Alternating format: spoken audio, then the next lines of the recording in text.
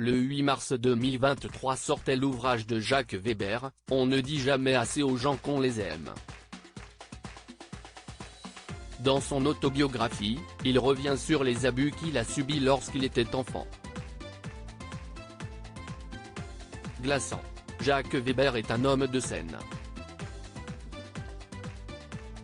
Après avoir remporté son César du meilleur acteur dans un second rôle pour Cyrano de Bergerac, en 1990, il monte les planches plus de 500 fois, avant de transmettre le flambeau à son fils, l'acteur Stanley Weber, remarqué notamment dans la série Borgia en 2011. S'il continue à se produire sur scène ou devant la caméra, il est aussi écrivain et réalisateur.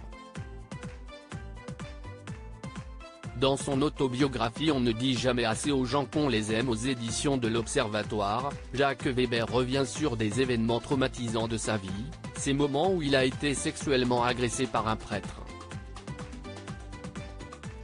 En 2019, il confessait déjà sur le plateau de Quotidien ne pas supporter les curés et avait raconté à Yann Barthès les horreurs que lui avait fait subir un religieux pendant son enfance.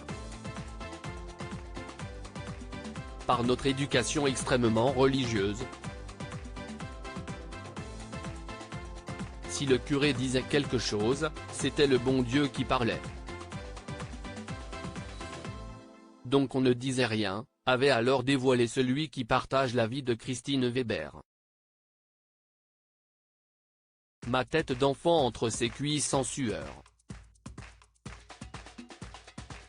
Comme il le rapporte, tout a commencé lors d'une colonie de vacances chez les curés.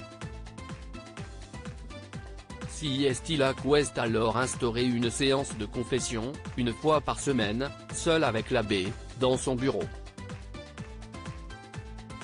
Dieu m'attendait en soutane déboutonnée dès le nombril. Le confesseur me commandait la génuflexion et me coinçait la tête sur les genoux, écrit le comédien de 73 ans. L'abbé Comté m'indiquait d'une caresse l'endroit des hontes puis sa main puissante enfouissait ma tête d'enfant entre ses cuisses en sueur. L'absolution consistait à me mordiller l'oreille ou à la lécher, raconte-t-il, avant de conclure, avec pudeur, troublé, je rejoignais mes camarades pour taper dans un ballon. Ainsi sur Quotidien, il affirmait ne pas avoir été abusé, il s'agit pourtant bien d'une agression sexuelle. Terrifiant.